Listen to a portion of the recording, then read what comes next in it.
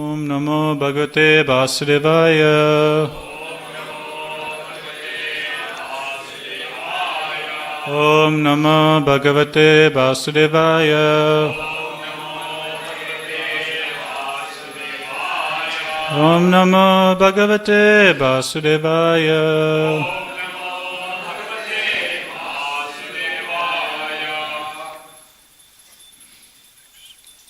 Reading from Srimad Bhagavatam, Canto number 3, Chapter number 15, Text number 19. Mandara kunda kurubot palachampa karna.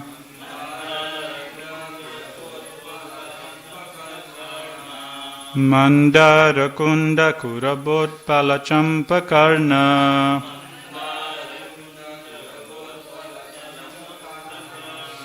Puna ganaga bakulam bujaparijataha.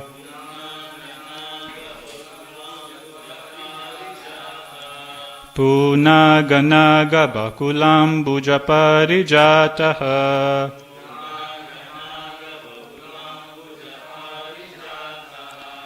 Gander chite tulasika bharane natasya.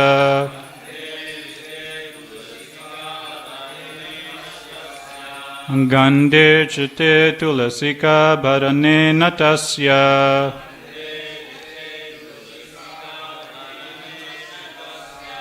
Yasmim stapa sumanaso bahumanayanti.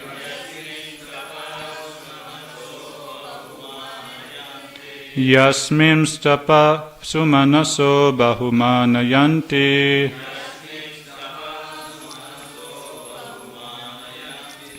Mandara kunda kurabot palachampa karna. Puna ganaga bakulam bujaparijataha. Gande chite tulasika bharane natasya.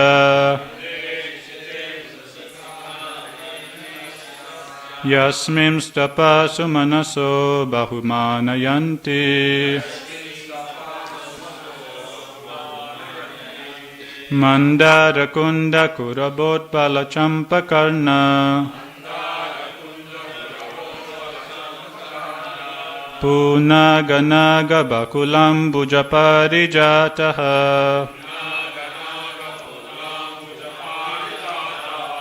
Gander chite tulasika bharane natasya.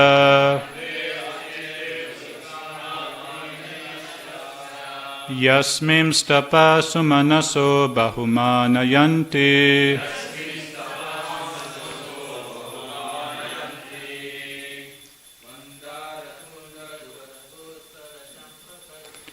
Mandara kunda kurabot palakarakampa.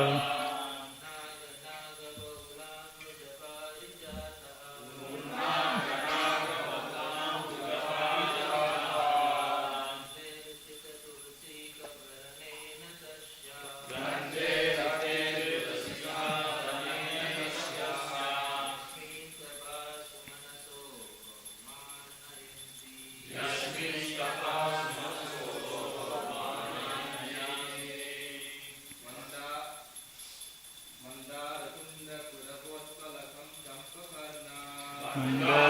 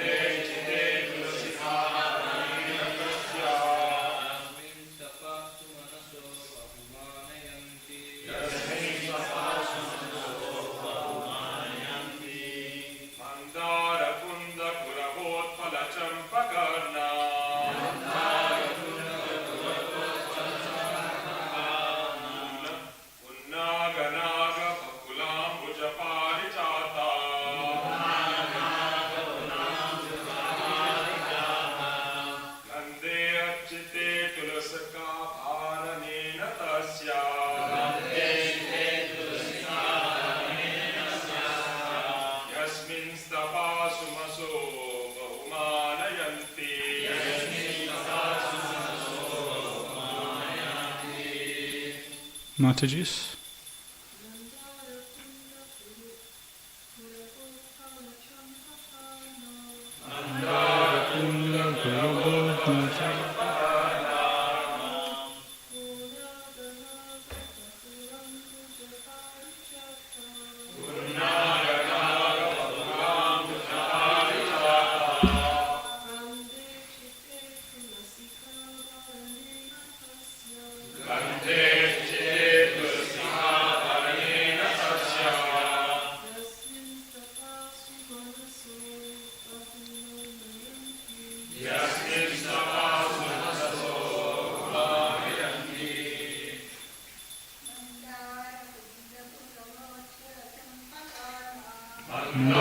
Kunda Kurabot Palachampakarna.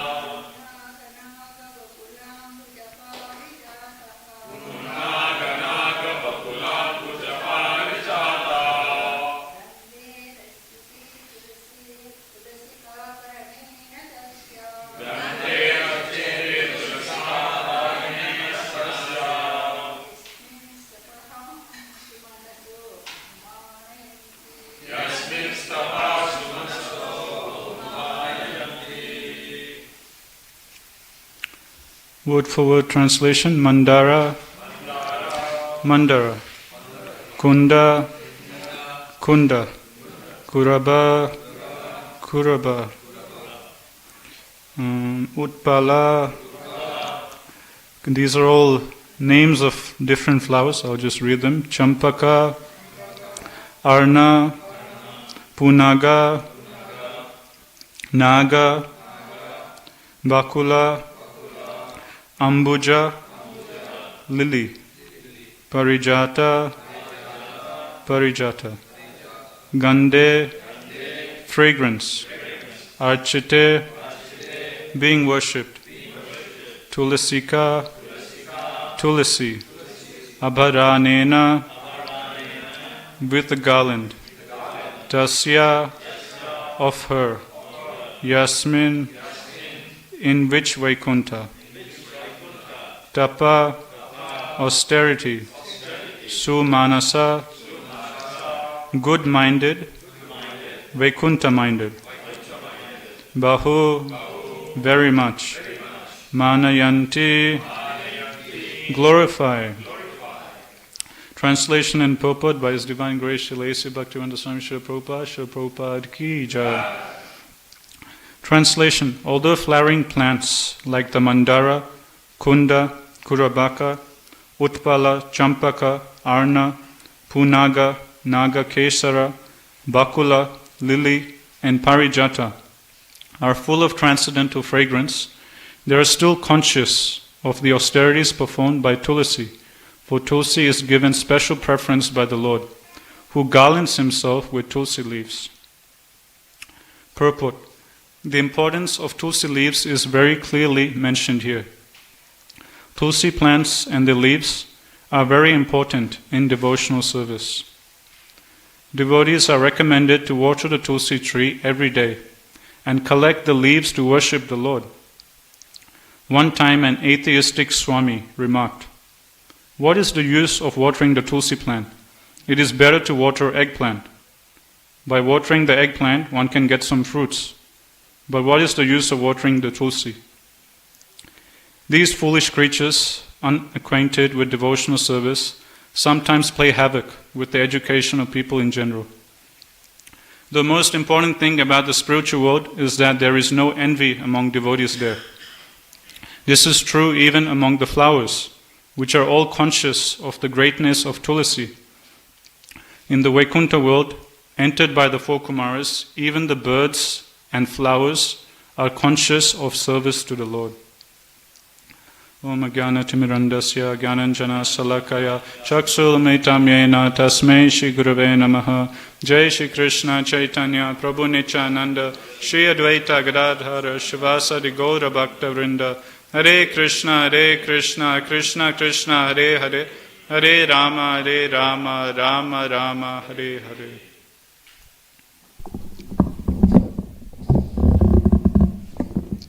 Hare Krishna, everyone. So thank you for coming to Srimad Bhagavatam class today. So we're reading from Canto 3, Chapter 15, titled The Description of the Kingdom of God. So we're hearing about the four Kumaras approaching Vaikuntha and what they're observing. And in today's verse, text 19, we're hearing about the flowers of Vaikuntha. I'll read the translation again. Although the flowering plants like the Mandara, Kunda, Kurabaka, Utpala, Champaka, Arna, Punaga, Nagakesara, Bakula, Lily, and Parijata are full of transcendental fragrance, they are still conscious of the austerities performed by Tulsi, for Tulsi is given special preference by the Lord, who garlands himself with Tulsi leaves.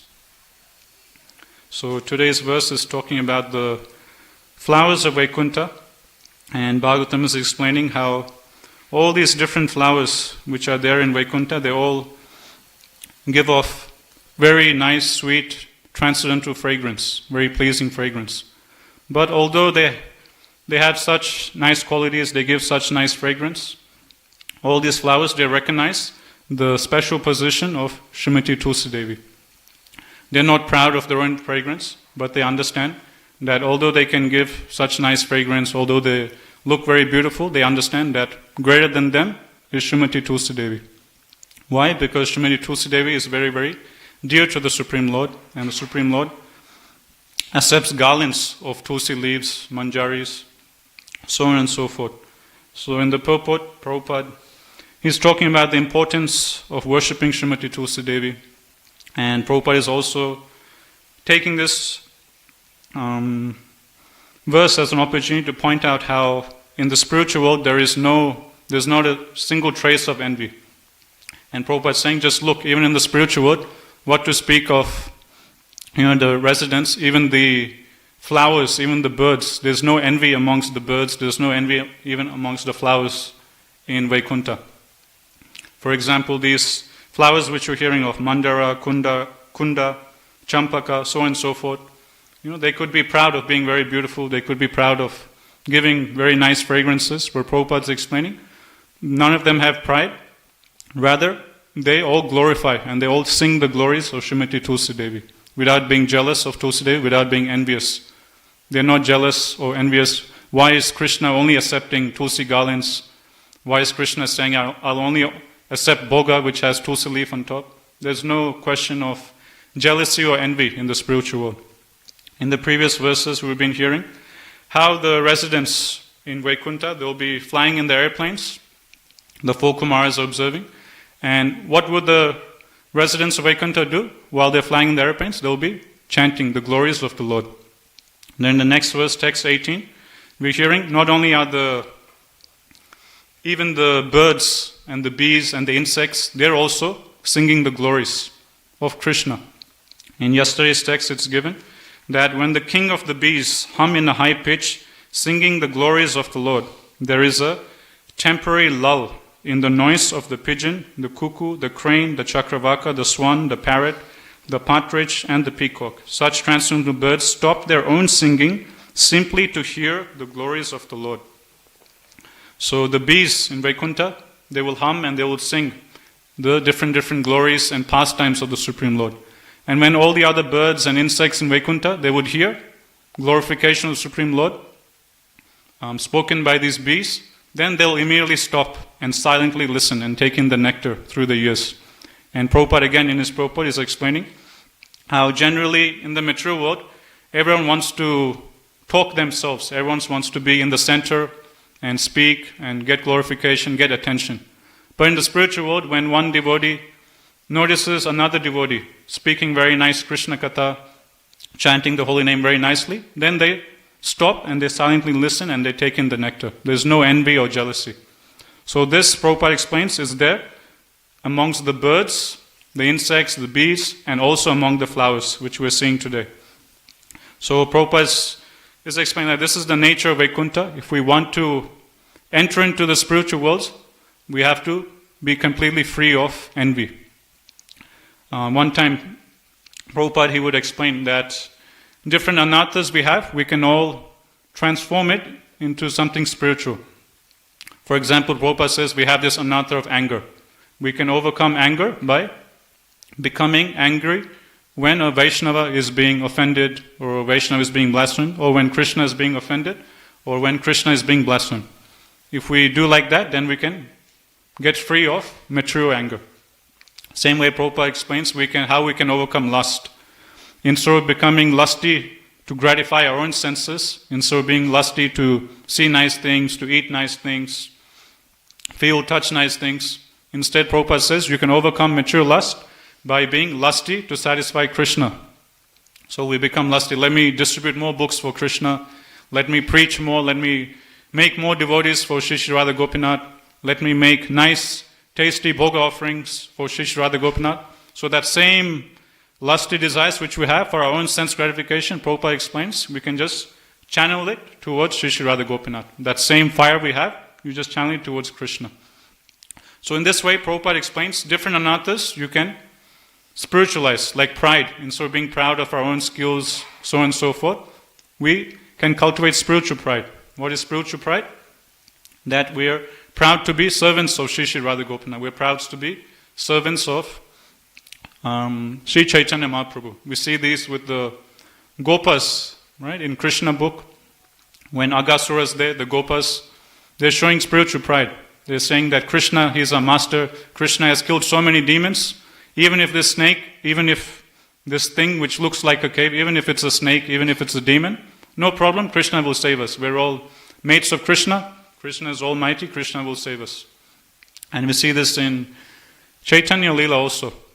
It's explained that Advaita Acharya Prabhu, in his ecstasy, he would just jump up and down in ecstasy, chanting that I am the servant of Lord Chaitanya, I am the servant of Lord Chaitanya, I am the servant of the servant of the servant of Lord Chaitanya. In this way, Advaita Acharya, Sri Nityananda Prabhu, they used to all jump up and down in ecstasy, displaying spiritual pride. So even pride one can transform into spiritual. But Prabhupada explains that envy is one quality which we can't spiritualize.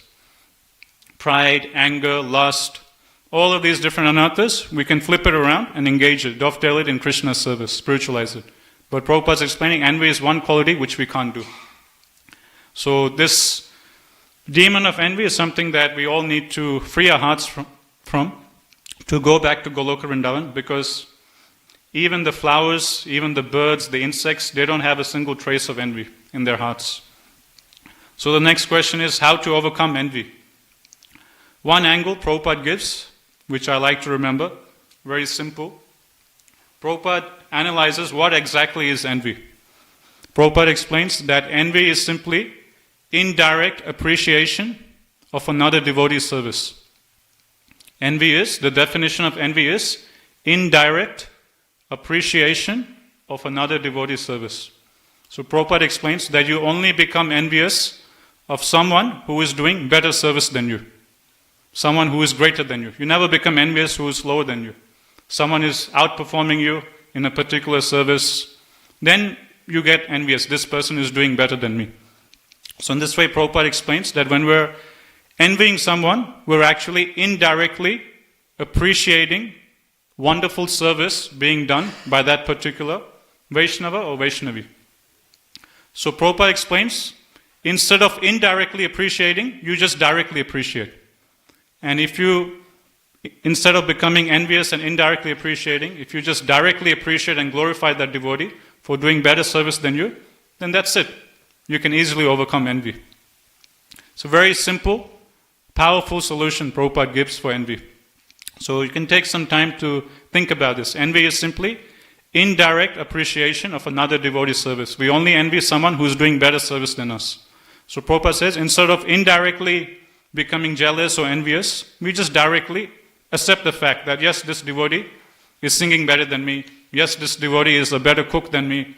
Yes, this devotee is distributing books better than me. Yes, this devotee is more learned in the Shastras than me. So on and so forth. Instead of indirectly becoming envious and jealous, we just directly accept the fact that yes, this devotee is better than me in this service. All glory is unto him. And we just openly appreciate, we openly glorify that devotee. Chaitanya Mahaprabhu also, he gives a similar solution. There's one particular devotee who used to always blaspheme different Vaishnavas. And then because of that, he got leprosy. And then he had to suffer a lot. Then he surrendered unto Chaitanya Mahaprabhu and begged for a solution. And Mahaprabhu gave him similar solution. Mahaprabhu said, with that same mouth you've been using to blaspheme devotees, being envious of them, with that same mouth you just simply glorify the devotees. With that same mouth which you were drinking in the poison of envy, drinking in the poison of blasphemy of the devotees, with that same mouth you drink in the nectar of glorification of the devotees. So this is how Prabhupada explains. Simple way we can overcome envy.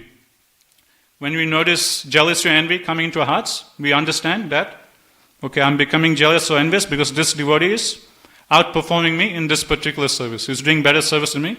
So instead of indirectly appreciating, let me just directly appreciate and accept the fact that he's better than me.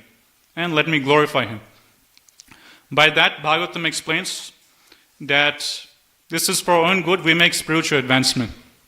Like Mother Queen Kunti, in her prayers to Krishna, she mentions 4 different types of service. If we do, we can very quickly go back home, back to Godhead.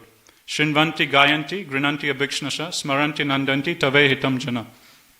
So the first couple is something we all heard so many times. Shinvanti Gayanti, hear about Krishna, sing about Krishna, Gayanti, Smaranti, remember about Krishna. But the 4th one, Srimati Kunti Devi says, is something you don't hear often in Bhagavatam. It's not mentioned in many places. The 4th one is Nandanti. What does Nandanti mean?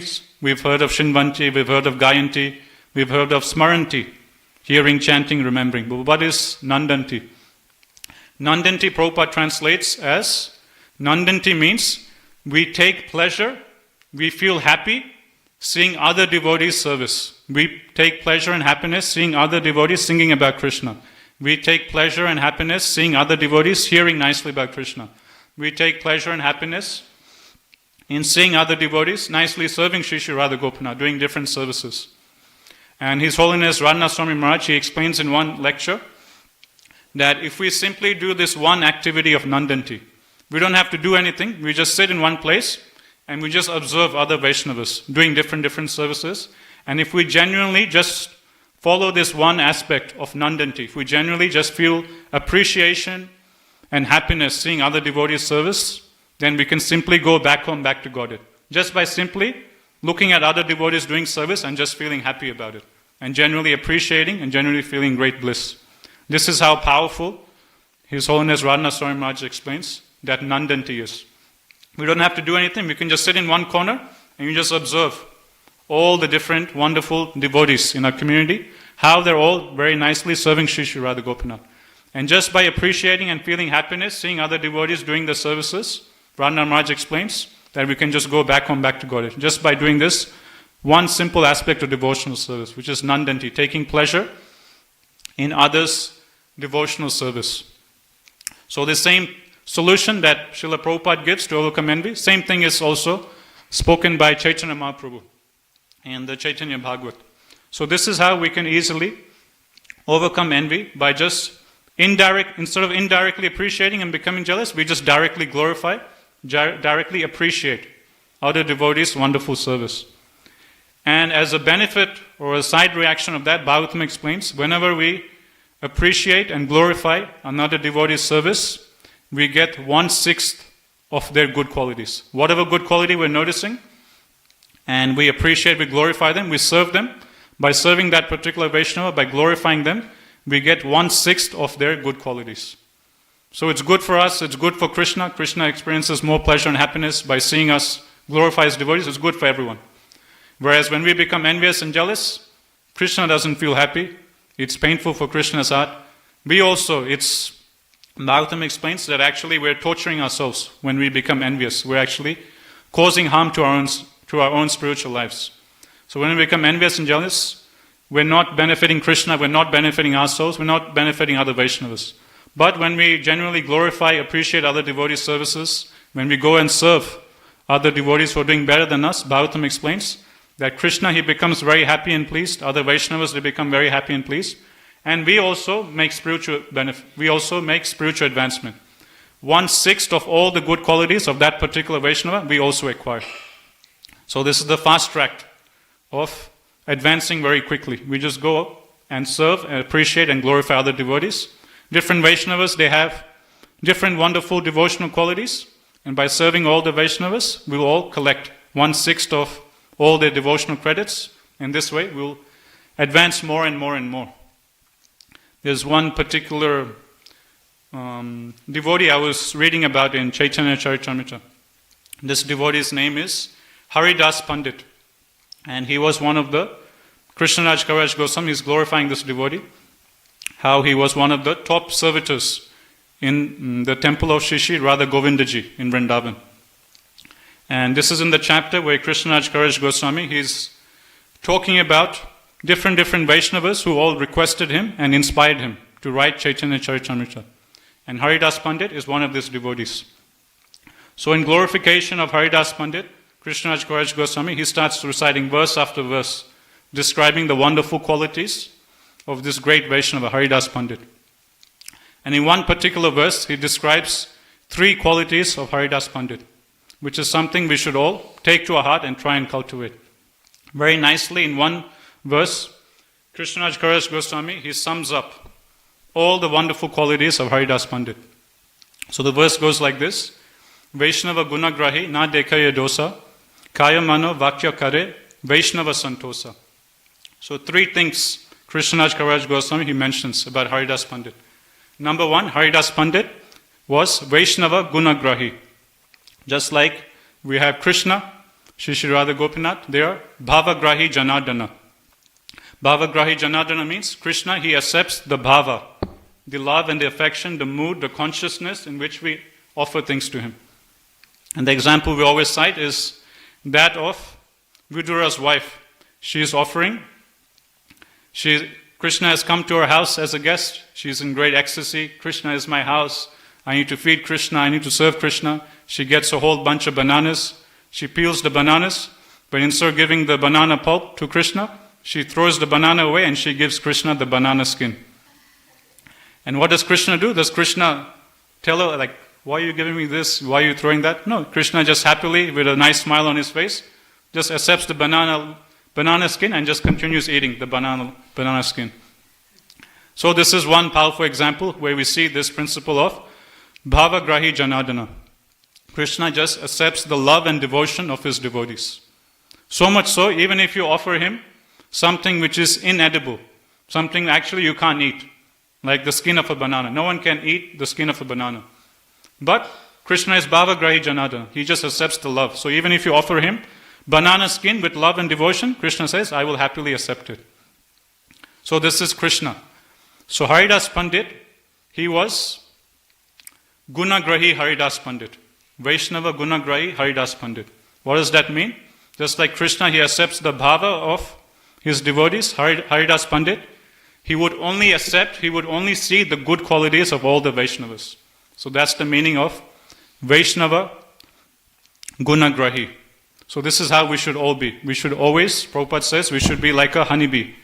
A honeybee goes to different flowers and just picks out the nectar of different flowers. The honeybee doesn't go and judge different flowers. Or this flower's color is not so nice, I won't take honey from this. The honeybee doesn't think, this flower, I don't like the leaves of this flower. The honeybee doesn't think, I don't like the fragrance, or I don't like this look of this flower. No. Wherever there's flower, the honeybee, without judging the flowers, he goes and takes the nectar of different flowers. In the same way, Haridas Pandit, he would simply, just like Krishna would accept the bhava of his devotees, same way Haridas Pandit would simply see the good qualities of other Vaishnavas and appreciate and glorify that. Quality number 2, na dekaye dosa. On one hand, he would only accept the good qualities of the Vaishnavas. On the second hand, na dekaya dosa. He would never see any dosa. He would never find any fault with other Vaishnavas. Rather, he would just see the good qualities, see the way they're serving Shri Radha Gopinath. So that's the first 2 qualities. And the third qualities is something, again, very powerful. Kaya mano vakya kare Vaishnava santosa. The last line means, or the third quality of Haridas Pandit, Prabhupada translates as, the life and soul of Haridas Pandit was in satisfying all the Vaishnavas. So these 3 qualities we need to try and cultivate. Number 1, we have to see only the good of the devotees, see the wonderful services doing, see their wonderful good qualities, And we have to ignore the faults, not find any faults with them, overlook the faults. And number 3, we should make our life and soul satisfaction of the Vaishnavas, satisfying all the devotees in our community. That should be our life and soul. So when I read this verse, it really struck me. I was like, wow, this, if I can somehow, although it's so far away, if we can somehow cultivate these 3 qualities, we'll all be pure Vaishnavas. And if we just take some small steps towards cultivating these 3 qualities, how much pleasure would Sri Sri Radha Gopinath get?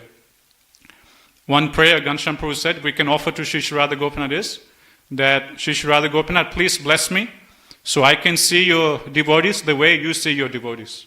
So this is how Krishna, he sees his devotees. Krishna, he overlooks his devotees' faults and he just sees the good qualities of his devotees. That's why, as we always mention, Lord Jagannath has big eyes.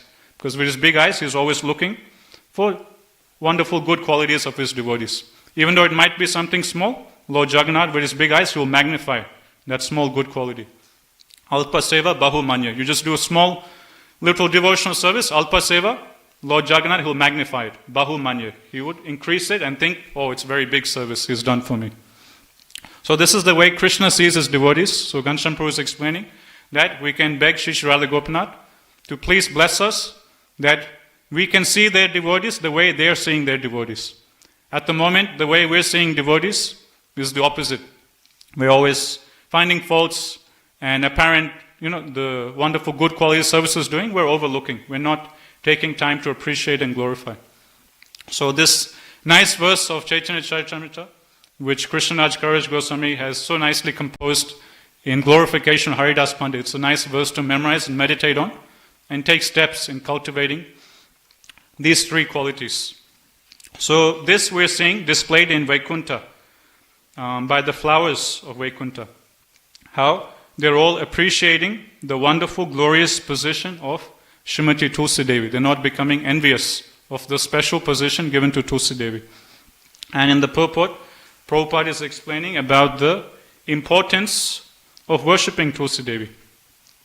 I'll read the start of the purport. The importance of Tulsi leaves is very clearly mentioned here. Tulsi plants and the leaves are very important in devotional service. Devotees are recommended to water the Tulsi tree every day and collect the leaves to worship the Lord. In Chaitanya Charitamrita, in the first volume, Adi Leela, we hear a little bit of background of how is it that Chaitanya Mahaprabhu descended into this world. And as we all know, the credit of Mahaprabhu descending into this world goes to Advaita Acharya and also Haridas Thakur. It is only by the loud calling and worship of Advaita Acharya that Sri Chaitanya Mahaprabhu descended into this world. That's why we're mentioning in Chaitanya Charitamrita class how Ghanshyam Prabhu, he explained how we can offer different prayers to the different members of the Panchatattva. For example, to Chaitanya Mahaprabhu we offer the prayer that my dear Lord, please give me a drop of taste for the holy name. To Nityananda Prabhu we pray that my dear Nityananda Prabhu, you always search for the most fallen rascals, the most fallen demons, and you give them your causeless mercy and deliver them. Here I am, the most fallen of all. So you please bless me with your causeless mercy and you please deliver me.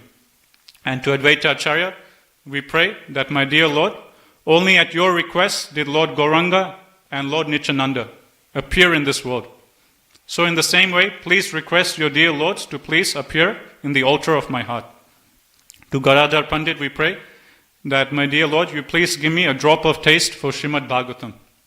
And to Shivas Thakur, we pray that my dear Shivas Thakur, please give me a drop of faith that you had in Lord Gauranga. So Advaita Acharya, it's explained in Chaitanya Charitamrita, before the appearance of Mahaprabhu, Advaita Acharya, his heart was very much pained by compassion, seeing the unfortunate position of all the fallen conditioned souls in Kali Yuga. He was seeing how everyone is just completely going off track. No one is performing pure devotional service. Everyone is just engaged in fruitive activities, so on and so forth. So Advaita Acharya, he couldn't bear to see the fallen condition of all the people in Kali Yuga. And Prabhupada in his purport explains that this is one of the qualities of an Acharya.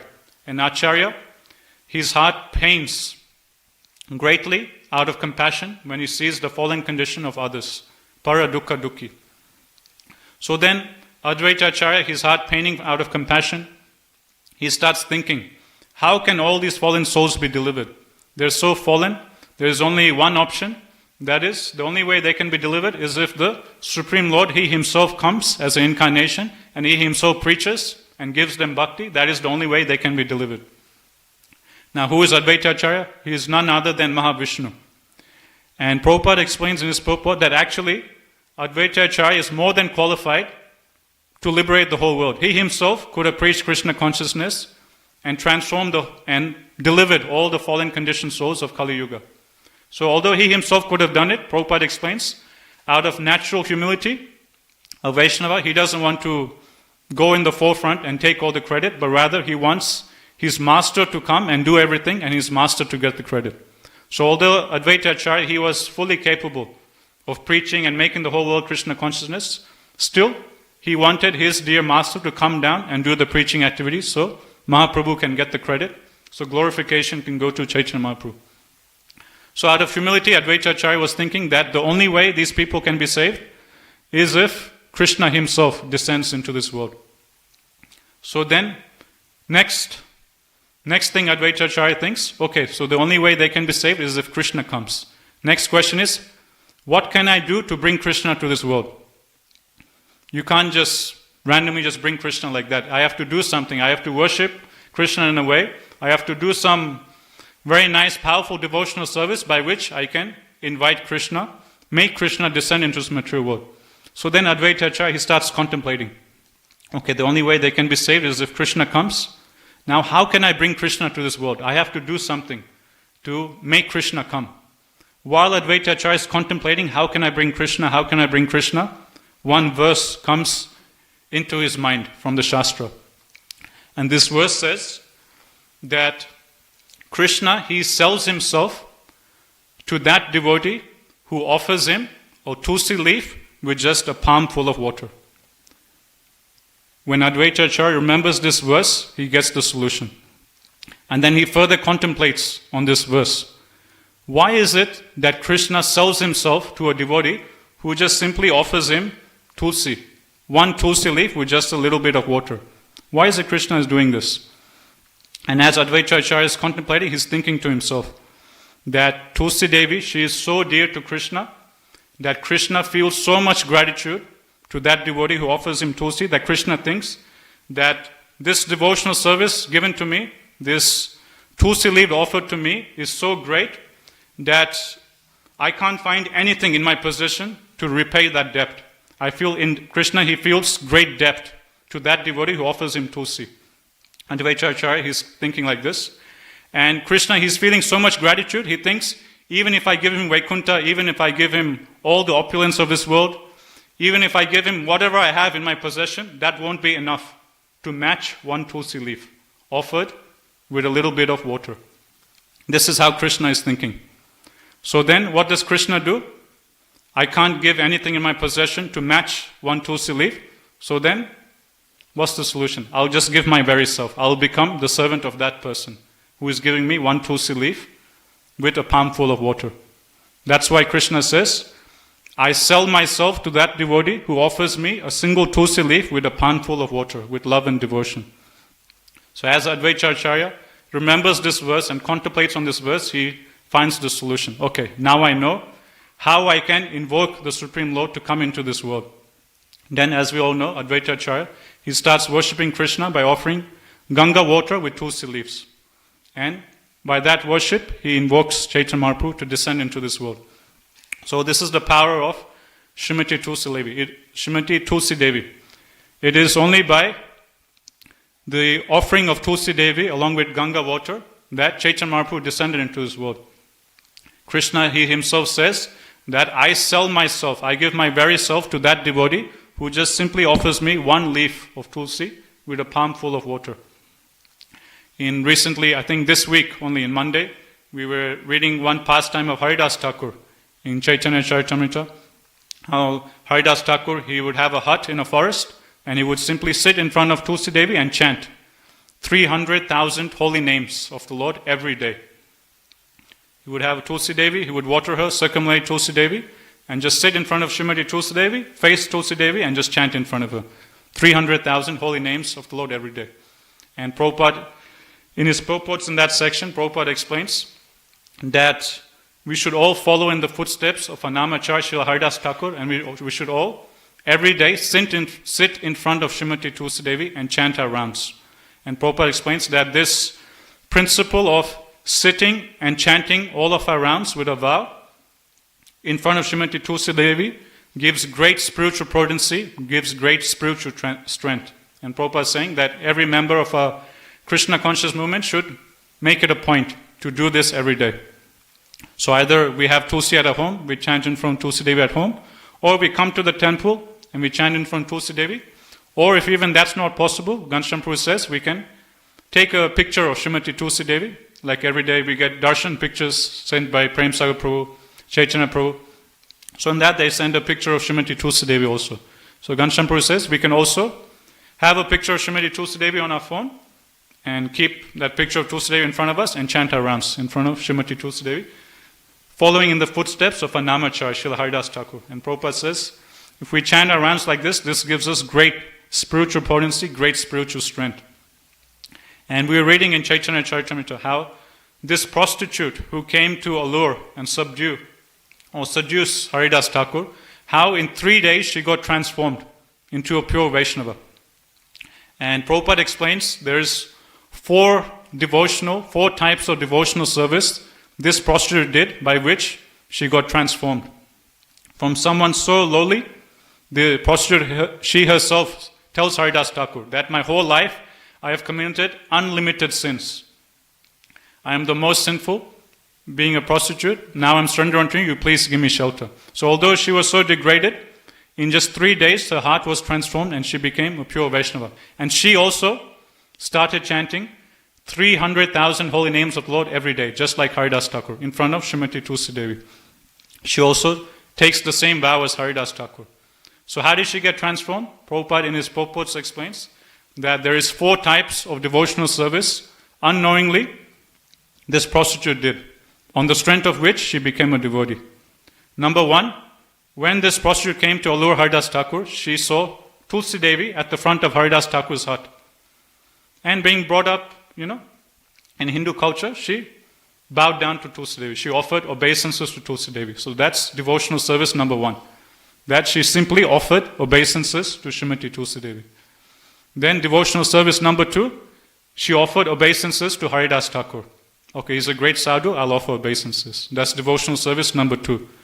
Third devotional service she does is, she hears Haridas Thakur's chanting. As we all know, the story goes, Haridas Thakur tells her, don't worry, I'll satisfy you, but I still have rounds to chant. You please wait here. After I finish my rounds, I will come and address you. You please sit here and you just listen. So Haridas Thakur was chanting and she was just listening to the holy name. So that's the third devotional service she did. She was hearing the chanting of the holy name.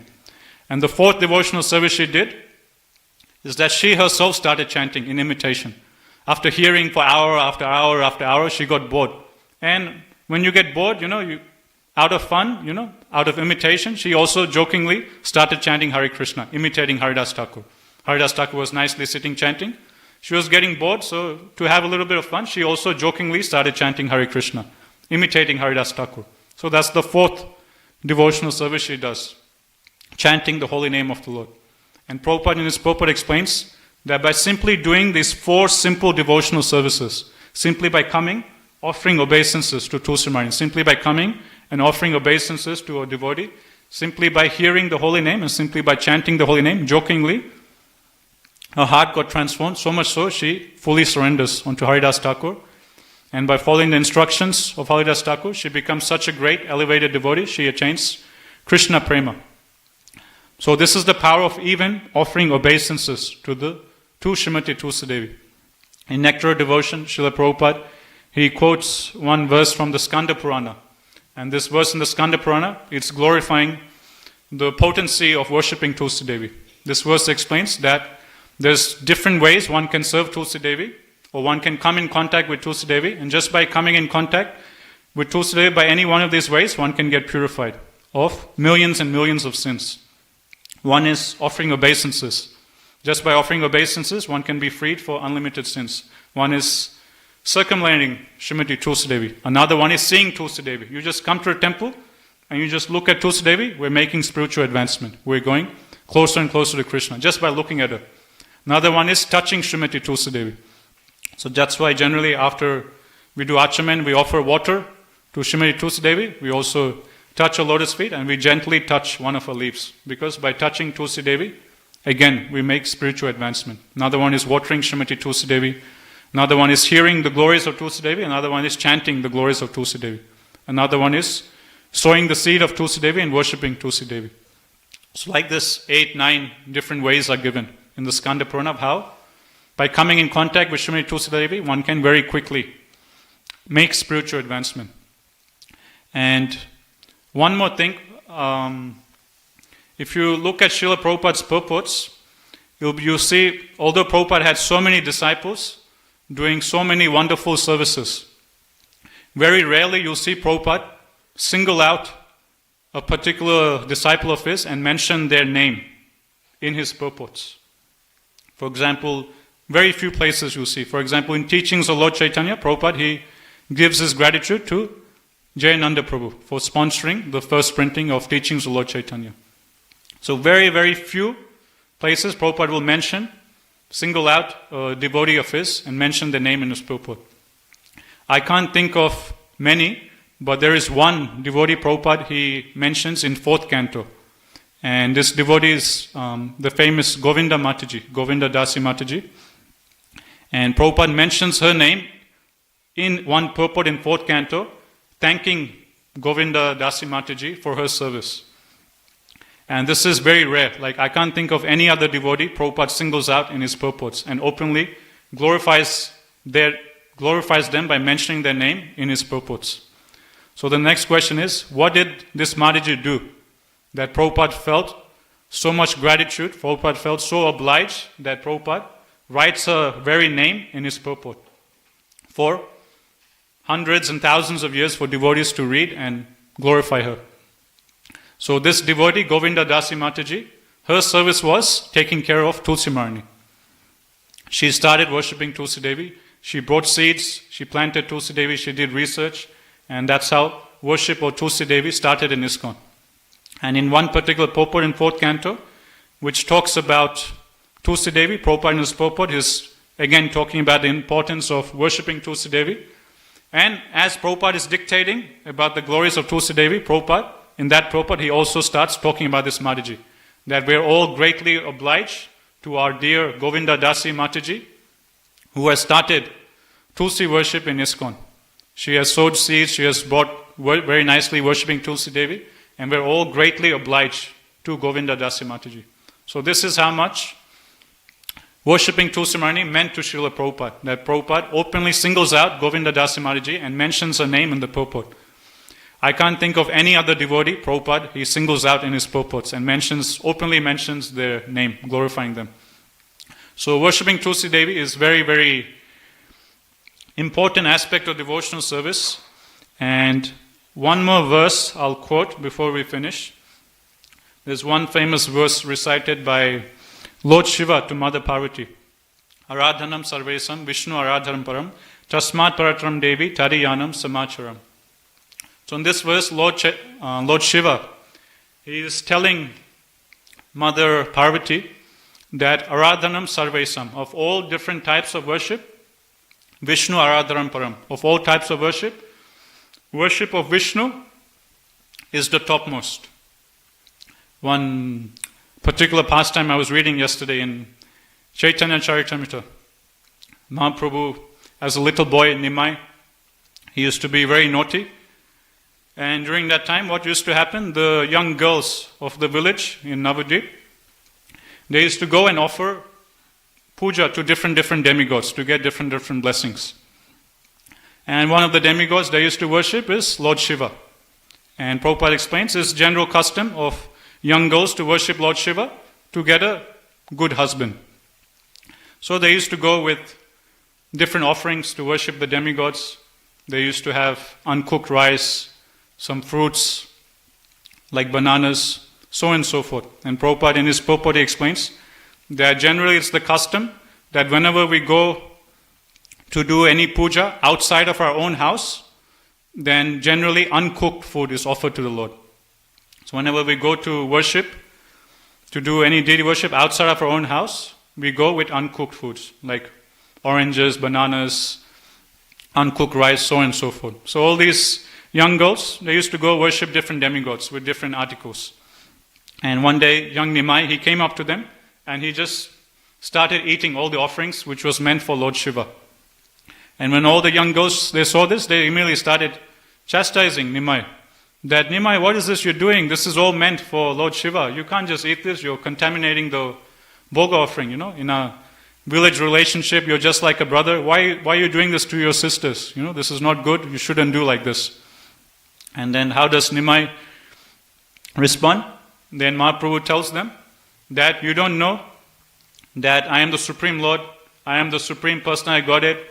The Ganga, she is my maidservant. Durga, she is my maidservant. What to speak of Ganga and Durga? Even your Lord Shiva, he is my servant only. No need to worship Lord Shiva, no need to worship Durga, no need to worship all these demigods. You just simply worship me, you just come and offer everything to me. Like this, Mahaprabhu, he instructs these young girls. And in this purport to this verse, Prabhupada explains that one of the criticisms we have against the Hare Krishnas, Prabhupada is openly writing in his purport, that many times people criticize the Hare Krishnas, saying that you Hare Krishnas, you only say that we should worship Vishnu, we should only worship Krishna, we shouldn't worship demigods. Why we shouldn't worship demigods? Why do you guys always put down demigod worship? And Prabhupada in this purport explains that we are just simply following in the footsteps of Krishna and Chaitanya Mahaprabhu. Krishna is saying in Bhagavad Gita, Kamastaste hitagyana prapajante anya devata, that those who are overcome by lust, those who are hitagyana, those who have lost their intelligence, those who are alpa medasa, less intelligent, they worship the demigods. So Krishna in Bhagavad Gita, he's openly condemning demigod worship. And now just see, in Chaitanya Charitamrita, Chaitanya Mahaprabhu is also openly saying, you don't need to worship demigods, you just worship me, I will give you everything. So we're just following what Krishna is saying, we're just following what Chaitanya Mahaprabhu is saying. So why are you accusing us? And Prabhupada is putting another argument, that Krishna is saying that those who worship demigods, they're less intelligent, they're foolish. So Prabhupada is saying, when someone is doing something foolish or less intelligent, it is our duty to save them from doing something foolish. That's why we're openly coming and preaching, no need to do demigod worship. Just like someone is parking their car over there on the street during clearway hours, and we know, okay, this is clearway time, if you park your car there, you'll get fined, your car will be towed away. Then naturally we'll go to that devotee and tell them, Prabhu, Mataji, this is clearway times, if you park your car here, you'll get a fine, your car will be towed away. Please don't do this. In the same way, Prabhupada is saying that Krishna is openly saying in Gita that those who worship demigods, they're less intelligent. So, when we see someone doing something less intelligent, it's our duty to protect them from doing something stupid.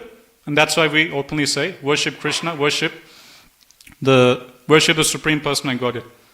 And Mahaprabhu, he instructs these young girls that don't worry, you just offer everything to me, I will bless you, that you will all have good husbands, I will bless you, your husband will be very young, intelligent, I will also bless you, you will have 7 sons, and all 7 of your sons will have long lives, and all 7 of your sons will be very clever and intelligent. And your house will be full of money, your house will be full of grains. In this way, Mahaprabhu gives all blessings onto these young girls. And on the other hand, Mahaprabhu says, if you don't worship me, then I curse you, that all of you will be married to an old man. Not only that, all of you will have 4 co-wives, and you have to suffer for the rest of your life with an old man with 4 co-wives. So then these young girls, they become a bit worried, and then they come and offer everything to Mahaprabhu. And Prabhupada, again in the purport, he explains that you just certainly worship Krishna, you just simply worship Chaitanya Mahaprabhu, everything will come. You will get a good partner, you will get wealth, food, money, whatever you want, Krishna will give you, Chaitanya Mahaprabhu will give you. You don't have to worship anyone else. So this is Aradhanam Sarvesam, Vishnu Aradhanam Param. Of all types of worship, worship of Lord Vishnu is the topmost. Then, that's the first half of the verse. Second half of the verse, Lord Shiva is telling that Aradhanam Sarvesam, Vishnu Aradhanam Param, Tasmat Parataram Devi, Tadiyanam Samacharam. But there is one service, there is one worship, which is even greater than Vishnu worship. What is that? Worshipping Tadiya, worshipping those who are in connection with Krishna. So what does Tadiya technically refer to? Literal translation of Tadiya means anything in connection with Krishna is Tadiya. And Lord Shiva is saying, if you worship anything that's in connection with Krishna, worship of that is greater than worshipping me directly. So what exactly falls under Tadiya? In one particular verse in Chaitanya Charitamrita, Mahaprabhu, he gives details of what exactly Tadiya refers to. 4 things Chaitanya Mahaprabhu says is Tadiya. Number 1 is the Vaishnavas. So this we all heard. Vaishnavas are in relationship close to Krishna. So if we worship the Vaishnavas, worship of the Vaishnavas is greater than worshipping Vishnu. So Vaishnavas are considered as Tadiya of the Lord. Number 2 is Srimad Bhagavatam. Srimad Bhagavatam is also considered in the category of Tadiya, which means worshipping Srimad Bhagavatam is greater than worshipping Krishna himself. Number 3 is Mathura, or the birthplace of Krishna, or the Holy Dham. Worshipping the Holy Dham is greater than Vishnu worship. Worshipping the Holy Dham is greater than worshipping Krishna himself. So this temple 180 Falcon Street, this is a holy tirtha. This is where Shri Radha Gopinath reside. Prabhupada said it in Melbourne. One time Prabhupada was giving class in Melbourne, and Prabhupada was saying that this temple is no ordinary place. This is not Melbourne, this is Vaikuntha. Then Prabhupada corrects himself and says, actually this is not Vaikuntha, actually this is Goloka Vrindavan. So all the temples around the world we have of ISKCON, they're all Goloka Vrindavan. So doing service in the temple, cleaning the temple, doing different services around the temple, that is greater than worshipping Krishna also. And number 4, fourth thing Mahaprabhu says, which also comes under Tadiya, is Srimati Tulsi Devi. So the Vaishnavas, Srimad Bhagavatam, Mathura, or the holy place, and Srimati Tulsi Devi. They're all considered to be in the category of Tadiya, according to Mahaprabhu. And according to Lord Shiva, worshipping any 4 of these things is greater than worshipping Krishna directly. And not only that, Mahaprabhu says, all 4 of these things, they come under Tadiya. And in the second half of the verse, Mahaprabhu says that